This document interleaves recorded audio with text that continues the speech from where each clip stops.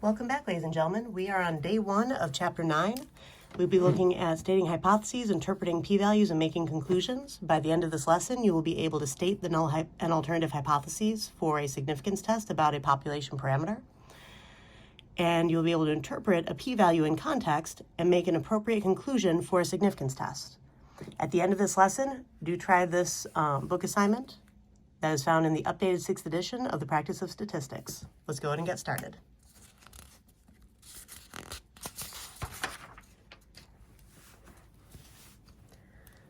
So we are on 9.1, day 1, significance test, the basics. You can read much of this information on pages 584 to 587. So we're starting with what is the difference between a null and an alternative hypothesis, what notation is used for each, and what are some common mistakes when stating hypotheses. Now our definitions for these are that the claim that we weigh evidence against in a significance test is called the null hypothesis. We identify this with H sub 0. All right, so the claim that we weigh evidence against in a significance test is the null hypothesis. The claim that we are trying to find evidence for is the alternative hypothesis, H sub A. So we're always trying to prove our alternative hypothesis by finding evidence against the null hypothesis. That means that the only conclusions we can make are either that we find convincing evidence for the alternative hypothesis, or we fail to find evidence for the alternative hypothesis. We're never trying to find evidence about the null hypothesis, which is why we're always trying to find evidence against it. All right, now an example for this is in the context of a basketball player who claims to be an 80% free throw shooter, but makes 32 out of 50 free throws when the claim is put to the test. Now, we were looking at this in our activity yesterday. All right, so the null hypothesis, the claim that we weigh our evidence against in the significance test would be H sub 0 is the population proportion. In other words, the proportion of made free throws is 0.80 that represents the 80%, right? And then the alternative hypothesis, what we're trying to find evidence for, is that the true proportion of free throw success is actually less than 0.80. Now, if you think back to our activity, we had two different explanations. We could either state that Mrs. Gallus actually had an 80% free throw rate, and her sample proportion was just due to random chance. Or we could say that her free throw rate was actually less than 80%, and that 32 out of 50 was actually evidence against the original claim. All right, now some common mistakes would be using statistics like p hat and x bar instead of parameters like p and mu when we're writing our hypotheses. You always have to write your hypotheses in terms of the parameter, not the statistic, just like with our intervals. Another common mistake is only giving one of them. You have to identify both hypotheses. What you are trying to weigh evidence against, basically what we're assuming to begin with, and then what we're trying to prove. Not defining the parameter used in the hypotheses. You have to define p or mu or any other parameter that you're using in your hypotheses in order to be able to use those symbols. Otherwise, we don't know what they mean. And the final mistake that I want to point out is using data to form hypotheses instead of the question of interest. Our question was to test whether or not the claim was true and to see if we could find evidence that her free throw, that she wasn't really an 80% free throw shooter, that she was actually less than that. That's based on the claim. The data over here is the evidence that we find for or against that claim to try to find evidence for what our claim is, that she actually scores less than that. But this part right here, the 80%, has nothing to do with the 32 out of 50. All right, this is a separate claim. So make sure that your hypotheses are based on the question of interest, not the data. The data comes after the question of interest in the hypotheses that we form. So the very first thing that we do when we're dealing with inference is we come up with a question of interest. We develop a study to be able to gather data for that question of interest, but the hypotheses or the estimates that we want to make, those are already set by that question before we've ever designed the study or we've gathered the data. Now, what is the difference between one-sided and two-sided alternative hypotheses, and how can we decide which one to use? Well, we have two different definitions. So the alternative hypothesis is one-sided if it states that a parameter is greater than the null value, or if it states that the parameter is less than the null value, just one direction or the other. All right, so one-sided means that we're either using greater than or less than as our alternative hypothesis, like up here. Now, the alternative hypothesis is two-sided if it states that the parameter is different from the null value. It could be either greater than or less than. We don't really care which direction it's going in. That means that we're just looking for it to not be equal to it. All right, if something is different than, it's not equal to, and not equal to means it could be greater than or less than. We're looking at both sides of the situation, not just strictly greater than or just strictly less than. So one side deals with one of these or the other separately. This one deals with both at the same time. And our hypotheses are formed before collecting the data, so use the wording of the question to guide you, not the data. All right, so that's just a reminder from that common mistake. All right, so let's take a look at our first example here. So are you college bound?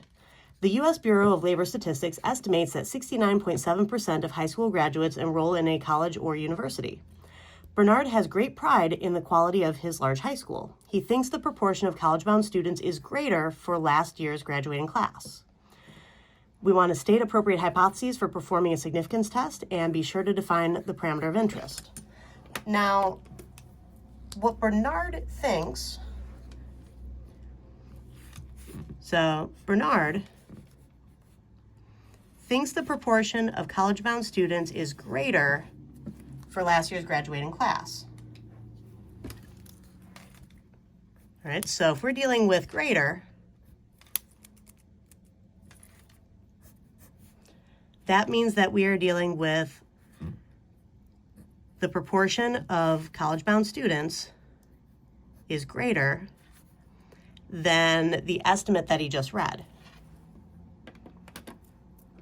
All right, so the estimate that he just read was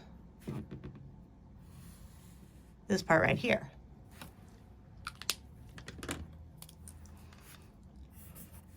All right, now this right here is basically claiming that the true proportion is equal to 0.697. Right, if you take 69.7 and you divide it by 100, you take it out of percent form and turn it back into the proportion that provided that value. Let me make sure that that 9 is actually legible. All right, so when we're stating our hypotheses, our null hypothesis will actually be what the U.S. Bureau of Labor Statistics estimated, that the true proportion really is that.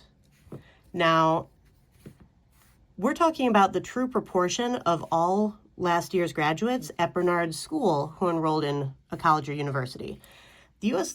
Bureau of Labor Statistics was talking about high school students in general, and Bernard thinks that the proportion of college-bound students at his school is greater than the national proportion. All right, so our null hypothesis is that the true proportion really is that 0.697, like the Bureau of Labor Statistics estimated, that it matches the overall population. The alternative hypothesis is what Bernard thinks, that the true proportion is greater than the 0.697. Now, just to keep in mind, the 0.697 is this part here. The greater than part of that is coming from our statement here.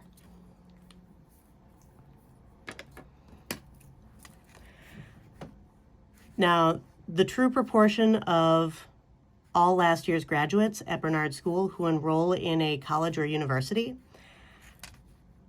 So high school graduates enroll in a college or university. That's kind of the context from this proportion, but we're applying it to his school. So that's why I'm saying the true proportion of all last year's graduating class, last year's graduates, at Bernard's large high school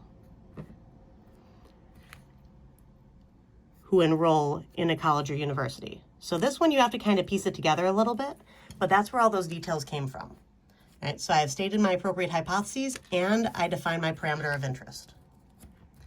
Now, a tip for you guys, hypotheses always refer to a population, not to a sample.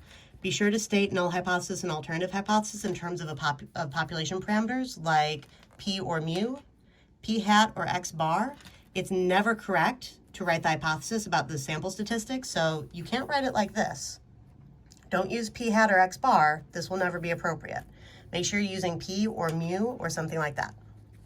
All right, let's take a look at our next page. And this following information you can read on pages 588 to 592. Now we're going to be talking about a p-value. Now this is the value that we calculate to be able to determine if we have statistically significant results. So our definition is that the p-value of a test is the probability of getting evidence for the alternative hypothesis, H sub A, as strong or stronger than the observed evidence when the null hypothesis is true. All right. Now, interpretations require context. And one way to write this would be assuming that Mrs. Gallus is an 80% free throw shooter. So assuming that her null claim was true, there is a, whatever we got from our activity, there is a blank probability of getting a sample proportion as small or smaller than 32/50, which was 0.64 by chance alone. All right, so it's just a coincidence, basically. So the p-value is the probability of getting your statistic as far or farther from the claim by chance alone, assuming that the claim is true. So this is actually a conditional probability. All right, you can see in the sketch that I have down here, I sketched out the normal distribution. If we're assuming that Miss Gallus really is an 80% free throw shooter, that means that the center of the sampling distribution of sample proportions is at 0.80. That means that the standard deviation of the sample proportions is the square root of our population proportion times 1 minus our population proportion divided by n. You learned about this in chapter 7. If I go through and I calculate that out, that gives me an approximate standard deviation of 0.0566. And I just added this standard deviation to the central value to get 1, 2, and 3 standard deviations out from the center. And I subtracted it from the central value repeatedly to get 1, 2, and 3 standard deviations to this side. Whenever you are labeling the number line underneath the normal curve, you need to identify the mean of the distribution and then the values of 1, 2, and 3 standard deviations on either side of that mean. Now, 0.64 falls just above the third standard deviation to the left of the mean. And if you're looking at the p-value, you would be dealing with the probability of attaining a sample proportion less than 0.64, right? Actually, technically less than or equal to, but on the normal curve, the or equal to doesn't really affect the probability. So less than or equal to 0.64, given that the true proportion really is 0.8. So if we assume this really is the center, then this would be the probability of getting a sample proportion as far from the 0.8 or further. All right, now how do we use p-values to make conclusions, and what is a significance level? All right, so if the p-value is small, we can rule out random chance and have convincing evidence for our alternative hypothesis. Otherwise, we can't rule out random chance and we don't have convincing evidence for our alternative hypothesis. Those are the only two conclusions that we can really make. Now, the definition of a significance level is that the significance level alpha is the value that we use as a boundary for deciding whether an observed result is unlikely to happen by chance alone when the null hypothesis is true. We've generally used a boundary of 5% chance. If our results have a less than 5% chance of occurrence, then we've stated that we have statistically significant results. We're sticking with that here, but we're actually formalizing it. Right? So the significance level alpha determines if a p-value is small. So if our significance level is 0.05, that's 5%.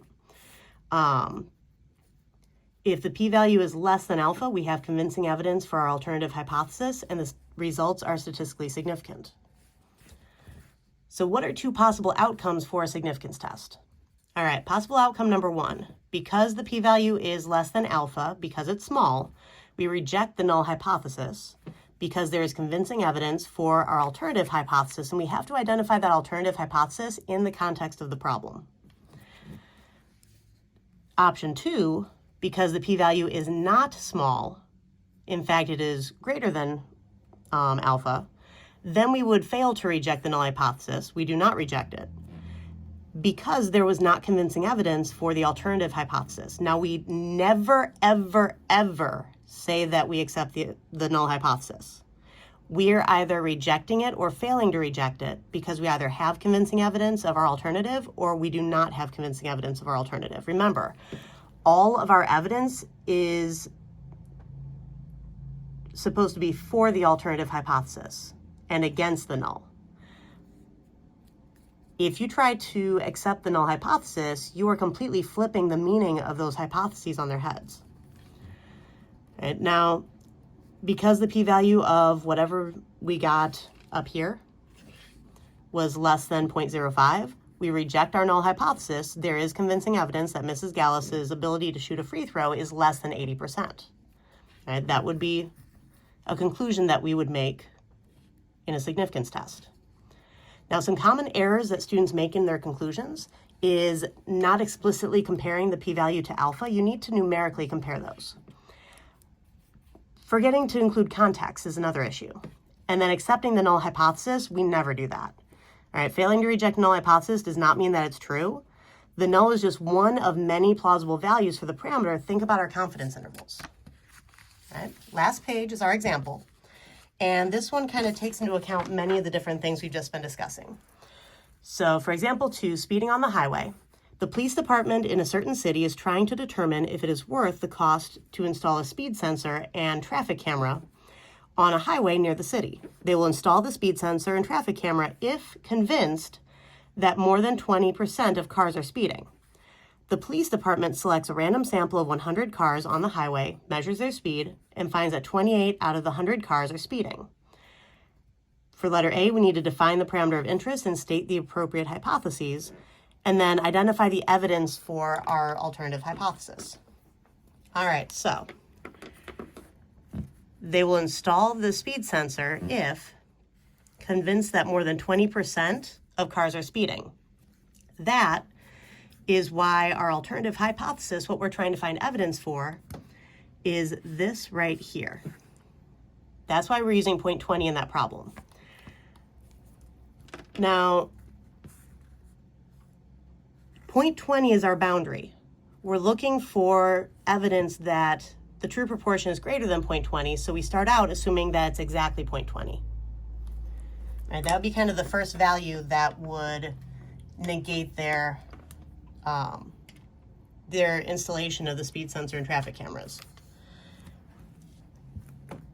Right, so null hypothesis, the true proportion equals 0.20. The alternative hypothesis, true proportion is greater than 0.20. Yes, you must use the letters here for your parameter before you put down your symbols. Please don't just write this and then skip to your symbols. It won't make any sense. This literally states the true proportion of all cars on this highway that are speeding is equal to 0.20.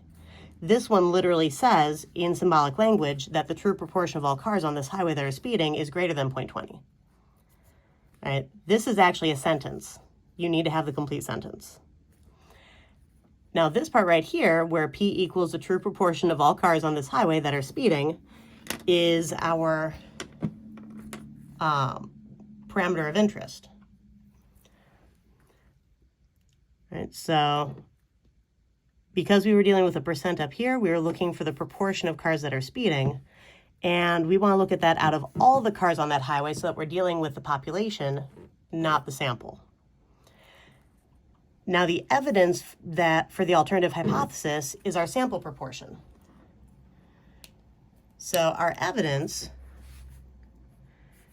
is the random sample of 100 cars where we found that 28 out of the 100 were speeding.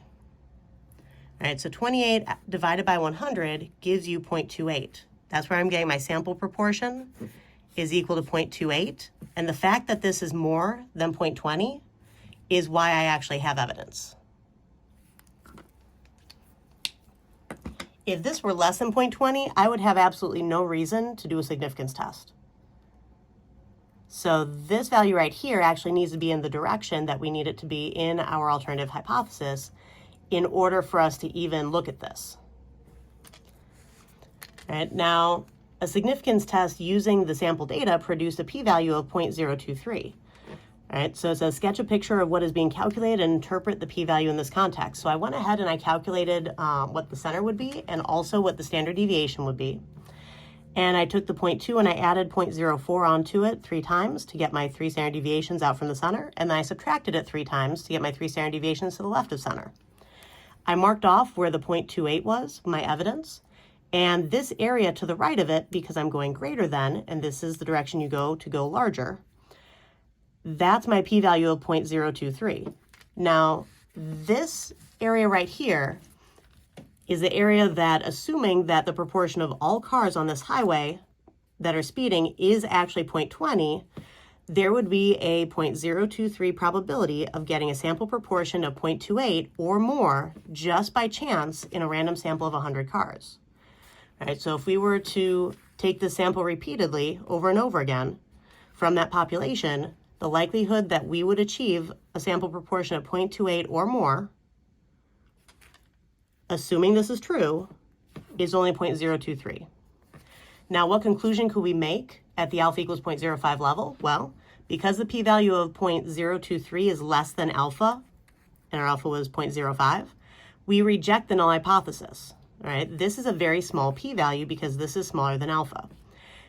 When we reject the null hypothesis, we need to replace it with our alternative, which means that we actually have convincing evidence that the true proportion of all cars on this highway that are speeding is greater than 0.20. All right, please do read through the cautions on page 592. They are important.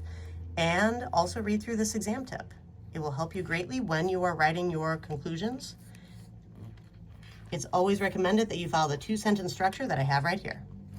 Please try these problems at home, and I will see you in class.